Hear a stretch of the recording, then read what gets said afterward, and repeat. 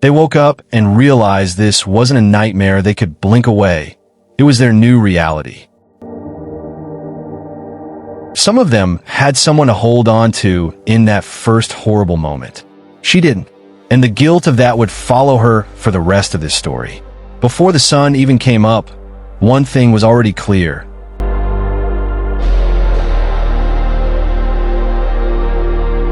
They were one person short, and nobody wanted to say her name out loud yet. A device is found in the debris.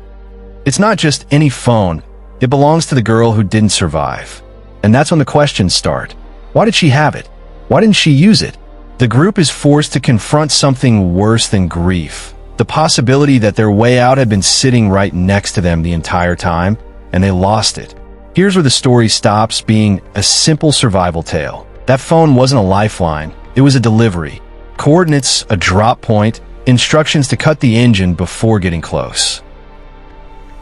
Someone in this group was never just a passenger.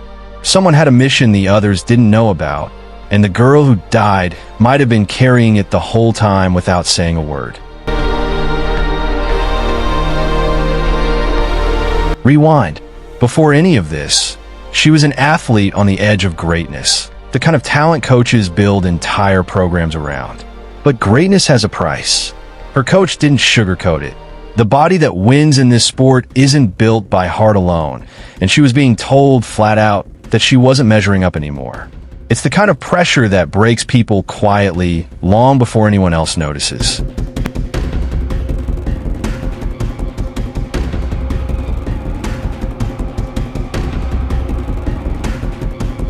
Back in the present, the group turns on each other. Someone heard that phone ringing and froze instead of acting. And now everyone wants to know why. It's raw, it's ugly, and it's the first real crack in the group's unity. One member finally breaks and admits what everyone's been thinking. They failed her.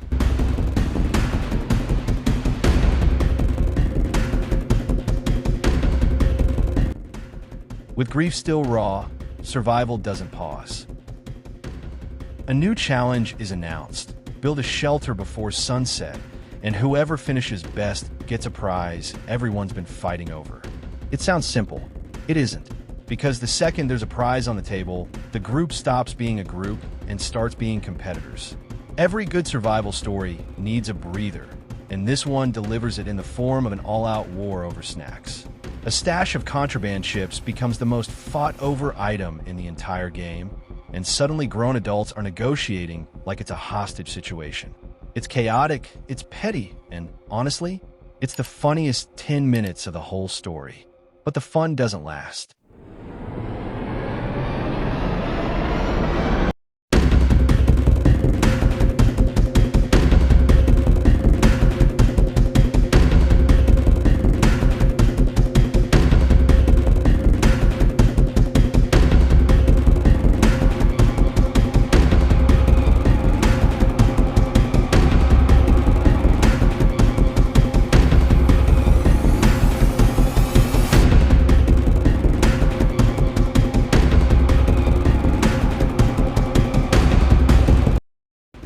Two of the strongest personalities in the group clash over leadership.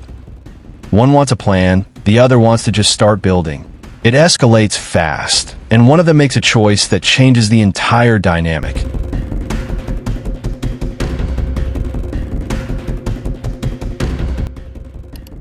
She walks off to do it alone. Whether that's strength or self-sabotage depends on who you ask. Exhaustion turns even the smallest things into full-blown warfare.